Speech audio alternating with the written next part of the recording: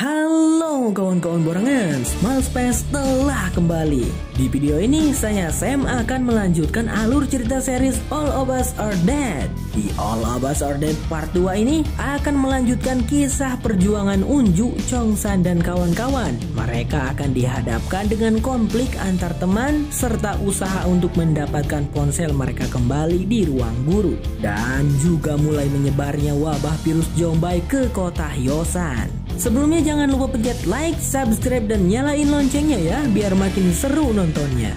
Kalau udah, yuk langsung aja ke alur ceritanya. Part 2 dibuka dengan Pak Detektif Gary yang masih menginterogasi Pak Byung-chan. Di sana Pak Byung-chan sepertinya sedang menceritakan tentang virus yang telah diciptakan olehnya. Namun Detektif Gary masih belum percaya. Hingga tiba-tiba rekannya datang memanggil memberitahukan situasi darurat. Ketika Detektif Gary beranjak pergi, Pak Byung-chan langsung berkata, "Sudah terlambat kawan. Kalian penasaran dengan Hisu si gadis berjaket? Saat ini dia sedang berada di toilet umum dan ternyata tengah melahirkan secara otodidak. Rupanya alasan Hisu selalu mengenakan jaket di sekolah adalah untuk menyembunyikan perutnya yang hamil." Waduh. Syukurnya bayi Hisu lahir dengan selamat. Namun Hisu memutuskan untuk meninggalkannya di toilet umum tersebut berharap ada seseorang yang memungut bayinya. Akan tetapi ketika dalam perjalanan pulang, Hisu hampir saja mati ketika sebuah mobil polisi oleng dan menabrak sebuah mobil yang dimana di sana ada Hisu. Orang-orang pun berdatangan untuk menolong, tapi mereka tidak tahu bahwasanya penumpang mobil tersebut telah terinfeksi dan menggigit orang-orang.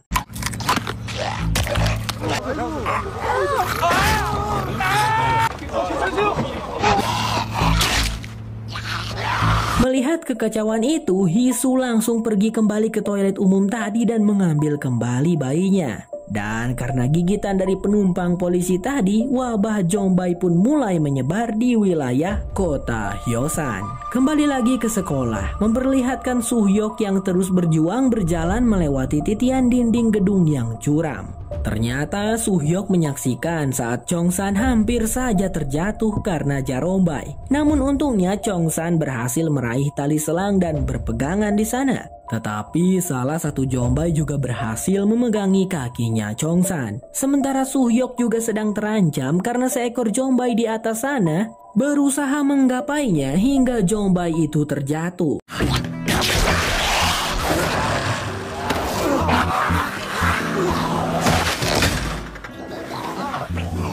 Situasi yang cukup menegangkan karena tali selang itu hampir saja terlepas. Namun untungnya Suhyok berhasil menendang si Zombai yang menggelantung di bawah sampai terjatuh. Lalu mereka berdua pun selamat sentosa. Di ruangan siaran itu terdapat sebuah komputer dan mereka mencoba mengakses internet di sana untuk mendapatkan informasi. Bisa terlihat di beranda Facebook sudah menyebar video tentang serangan Zombai di kota Hyosan. Namun belum sempat mencari informasi lebih banyak, mereka pun dikagetkan dengan kemunculan seekor Zombai di luar jendela, tersangkut tali selang dan berusaha masuk. Di sana Chongsan berusaha mendorong Zombai itu keluar dengan gagang pel dibantu oleh Gyeongsu. Tapi karena tak kunjung berhasil, Suhyok pun ikut turun tangan dan tak sengaja gagang pelnya ngehantam hidungnya Gyeongsu. Suhyok menusuk bahu Zombai itu dan terus mendorongnya namun tetap tidak berhasil. Lalu Gyeongsu dengan nekat mengambil perangkat komputer untuk menisi Zombai sampai akhirnya terjatuh.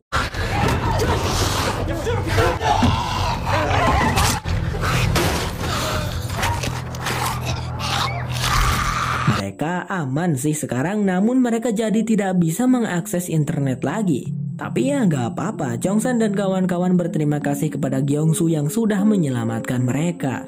Tetapi di sana Nayeon si gadis menyebalkan melihat Gyeongsu mimisan. Gyeongsu tertawa dan berkata tadi ia tidak sengaja terkena pukul gagang pel.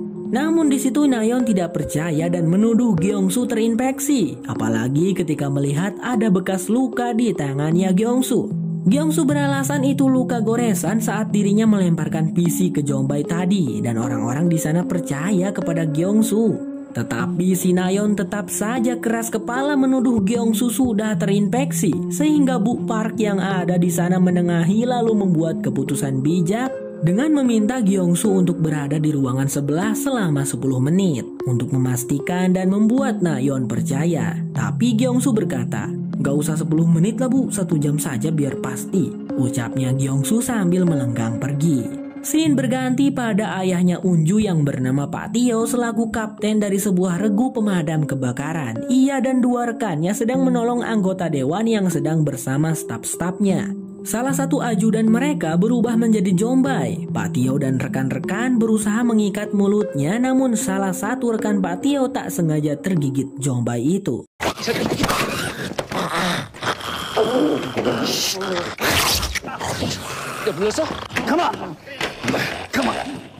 Dan kembali berganti pada Guinam yang masih berada di ruangan dapur kantin. Rupanya di sana juga tidak aman dan terdapat beberapa ekor Jombay. Ada mbak-mbak kantin yang bersembunyi, namun dengan teganya Guinam malah mengorbankan si mbak-mbak kantin itu untuk dimangsa Jarorombay. Lalu dirinya meraih sebuah pisau dan berusaha membantai Jombay-Jombay yang ada di ruangan itu. Kembali ke Pak Tio, rekannya yang tadi tergigit tentu saja mulai mengalami gejala mau berubah. Orang-orang di sana pun ketakutan ketika detik kemudian rekannya Pak Tio itu berubah dan mencoba menyerang rekan Pak Tio yang lain. Namun di sana Pak Tio dengan gercep melumpuhkan Jombay rekannya lalu segera mengikatnya. Bu Ani, ibunya Chongsan di rumahnya merasa khawatir kepada Chongsan ketika dirinya melihat berita tentang virus Jombay yang menyebar dengan sangat cepat. Ia segera menelepon anaknya itu, tapi tidak bisa. Langsung saja Bu Ani meraih sepeda motornya dan gas menuju ke sekolah SMA Hyosan. Di persimpangan kota Hyosan, tampak para militer diterjunkan untuk menghentikan para Jarorombay yang sudah menyebar di kota agar tidak menyerbu ke tempat lain.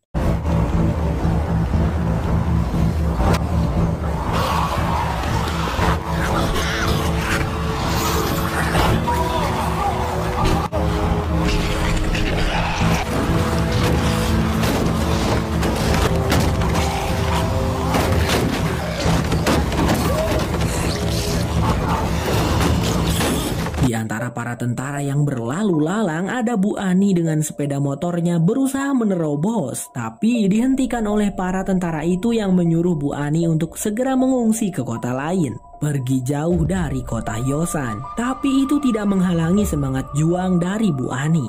Ia pun mengambil jalan pintas gang untuk bisa sampai ke SMA Hyosan. Namun ia harus menabrak rerongsokan tatkala menghindari seorang gadis yang tak lain adalah Hisu yang sedang membawa bayinya.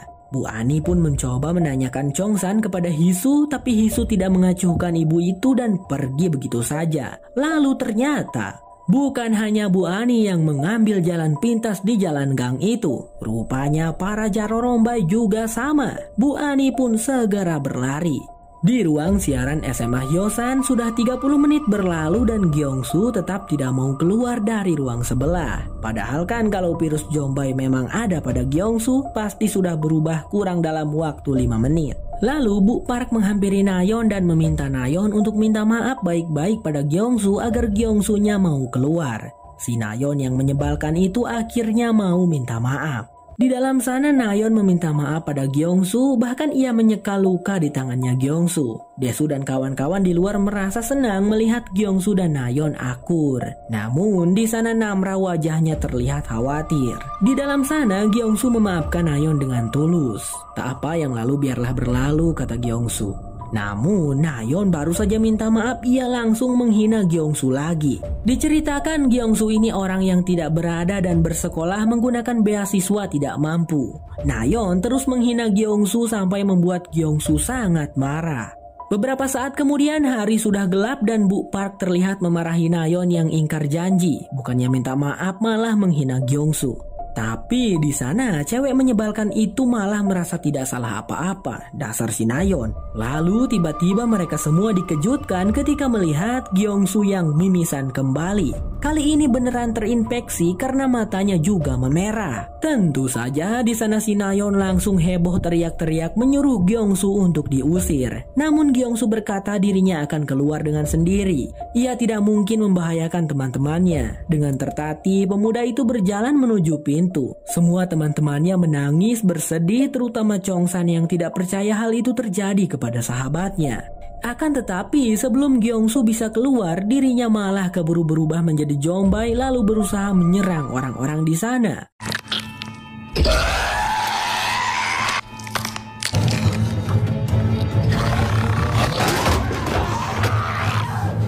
Namun di situ Chongsan berhasil memancing Jombay Gyeongsu untuk berlari ke arah jendela dan membuatnya terjatuh ke bawah lalu bergabung dengan komplotan Jombay lainnya. Chongsan hanya bisa menangis melihat kepergian Gyeongsu.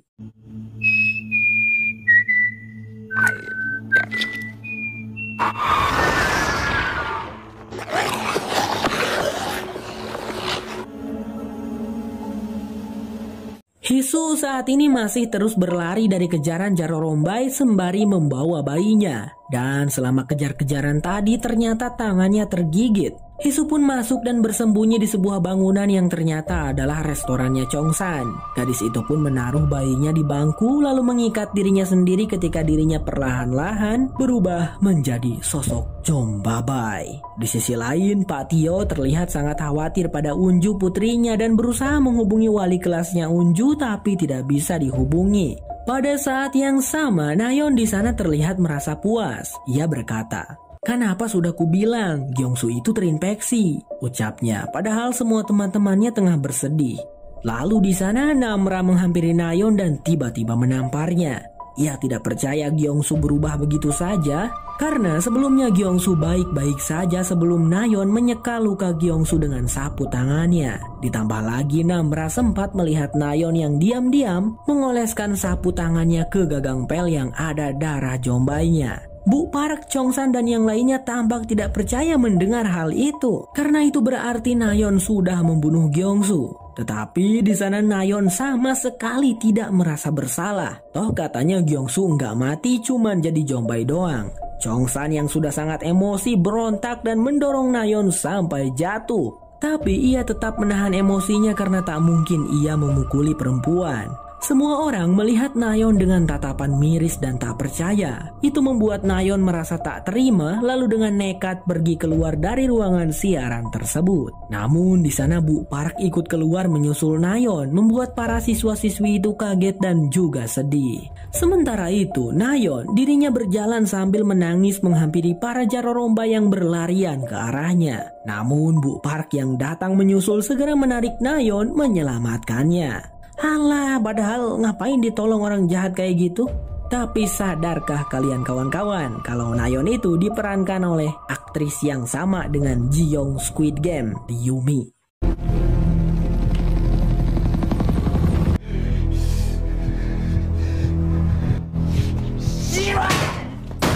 Beberapa saat kemudian Unju berusaha menghibur dan menenangkan Chongsan. Meskipun dirinya juga sama-sama tengah bersedih karena kehilangan sahabatnya juga, Isak. Tapi meski begitu mereka berdua yakin semuanya akan segera membaik.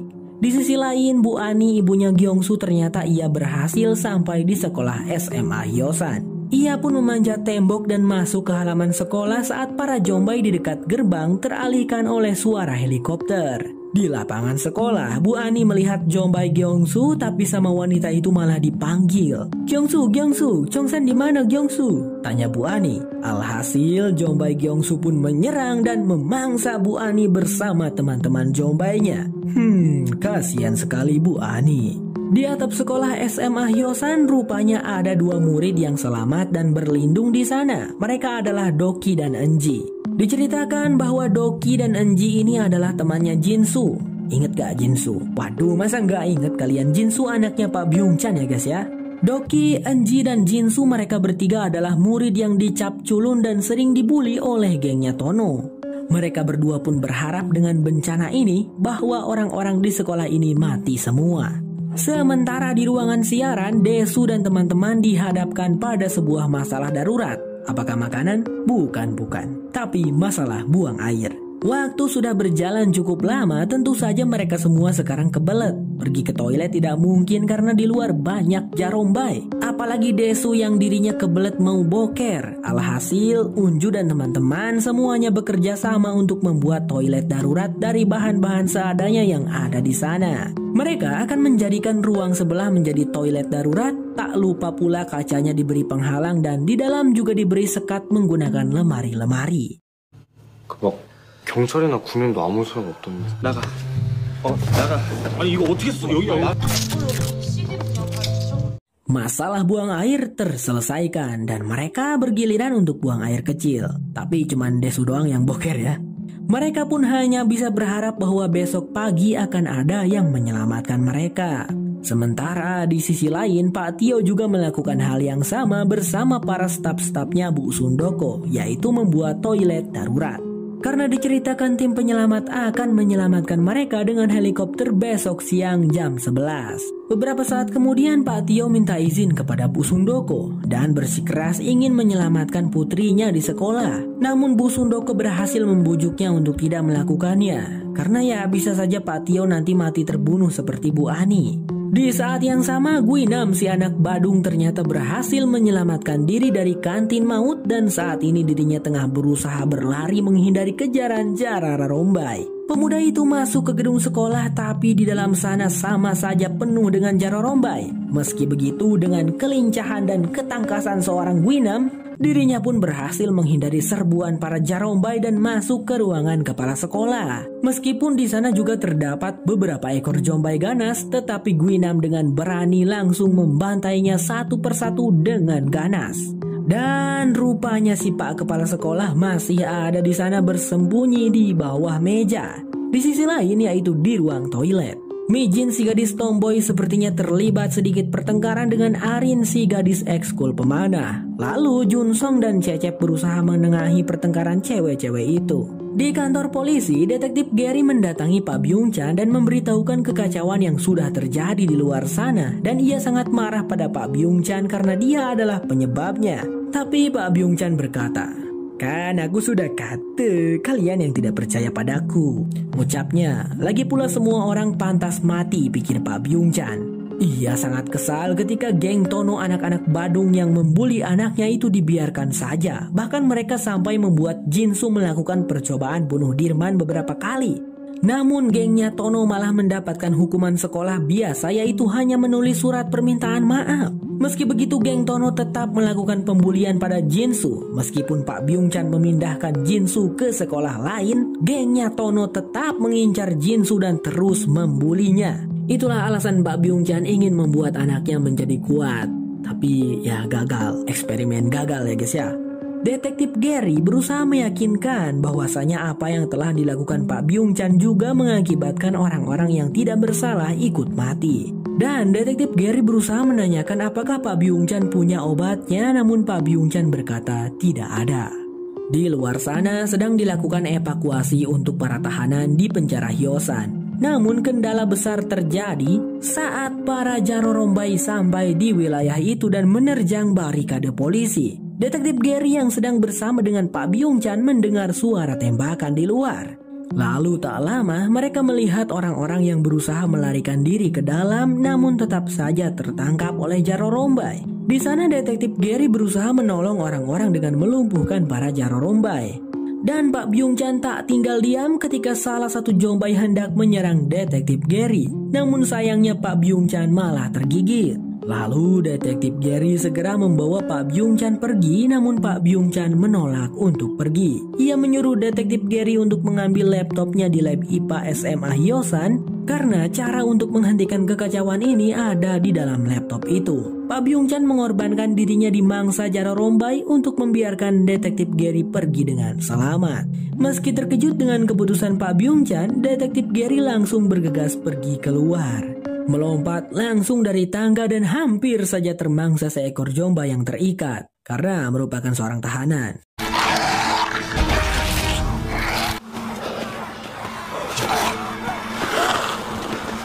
Detektif Gary pun berlari sekencang mungkin sembari menghindari jombai-jombai yang ada di sana. Situasi di luar itu benar-benar sangat kacau. Namun pria itu berhasil menemukan seseorang yang masih selamat dan menolongnya.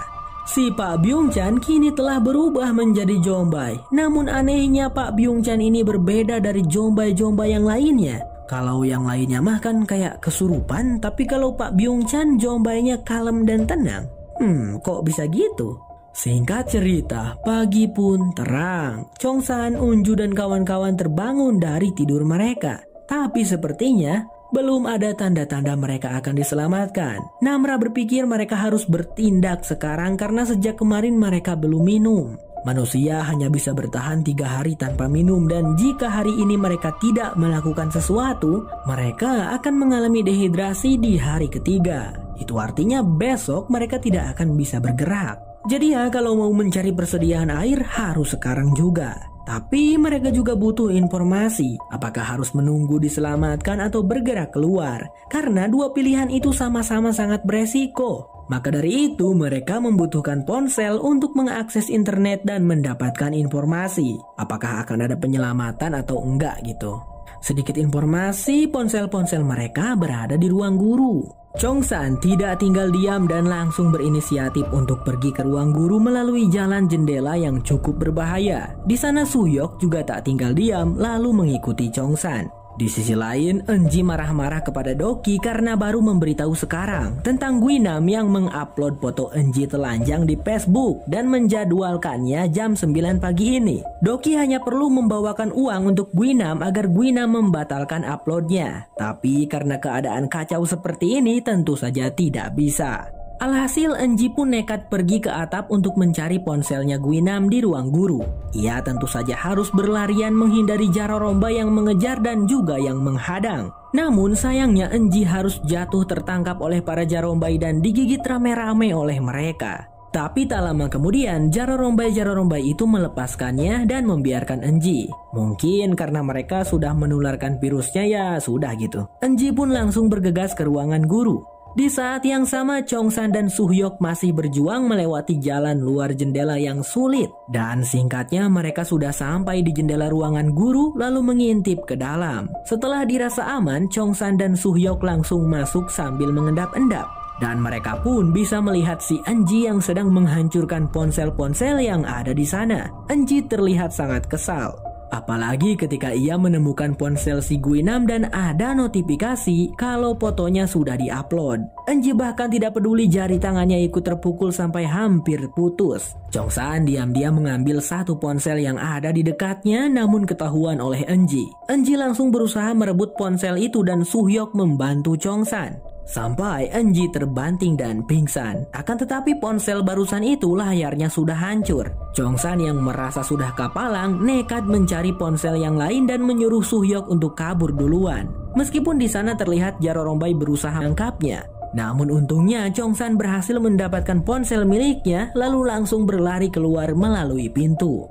Di ruang kepala sekolah, Guinam yang sedang tertidur dibangunkan oleh Pak Kepala Sekolah yang langsung memaksanya untuk mengambil mobilnya di parkiran. Bahkan si Pak Kepala Sekolah itu mengancam dengan pisaunya Guinam. Tapi Guinam si kuat dengan mudah bisa mendapatkannya kembali. Ia juga sama sekali tidak takut saat Pak Kepala Sekolah itu kembali mengancam dengan pas bunga. Bersamaan dengan itu, Chong-san tentu saja dirinya harus berjuang menyelamatkan diri dari kejaran para Jarombai ganas yang sangat ingin memangsanya.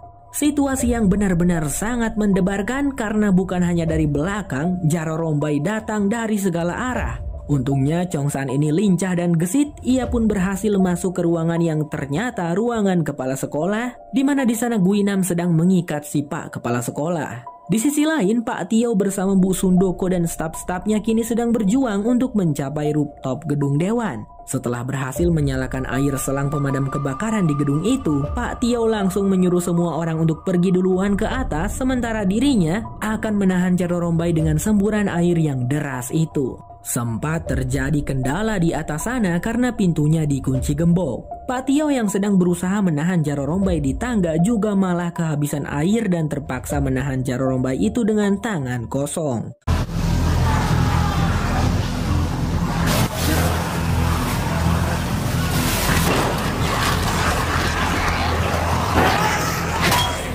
Namun syukurnya kunci gembok itu berhasil dibobol dan entah bagaimana caranya Pak Tio berhasil selamat menyusul yang lainnya di atas. Pintu atap segera dikunci dan semua orang berkumpul di sana. Pak Tio menyalakan suar untuk memberi tanda pada helikopter agar mendarat di sana.